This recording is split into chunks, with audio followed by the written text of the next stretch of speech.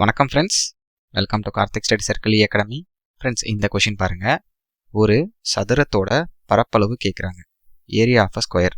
Okay, என்ன data கொடுத்துருக்காங்க? அந்த ஸ்கொயரோட டயக்னல் கொடுத்துருக்காங்க 6 சென்டிமீட்டர். இந்த மாதிரி டயக்னல் கொடுத்துட்டு ஏரியா கேட்டால் என்ன ஃபார்முலா? ஸோ அந்த டயக்னலை ஸ்கொயர் பண்ணிவிட்டு பை 2 பண்ணிக்கணும். ஓகேவா ஃப்ரெண்ட்ஸ்? இப்போ இந்த ஃபார்முலாவில் சப்ஸ்டியூட் பண்ணிங்கன்னா ஆன்சர் வந்துடும்.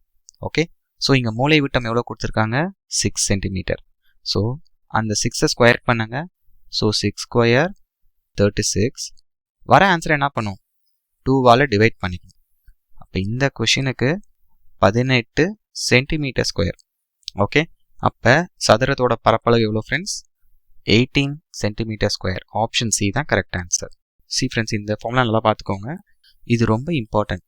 ஏன்னா இது டயக்னல் வச்சு பரப்பளவு கண்டுபிடிக்கிறதுக்கு. இதே சைடு கொடுத்துருந்தா என்ன பண்ணும்? ஃபார்முலா வந்து சைடு இன்டூ சைடு. இது எல்லாத்துக்குமே தெரியும். ஓகே, ஸோ இங்கே வந்து டயக்னல் கொடுத்துட்டு ஏரியா கேட்குறாங்க ஸ்கொயருக்கு. அதனால இந்த ஃபார்முலா ரொம்ப இம்பார்ட்டன்ட், நோட் பண்ணிக்கோங்க. ஓகேவா ஃப்ரெண்ட்ஸ்? தேங்க்யூ, பாய்.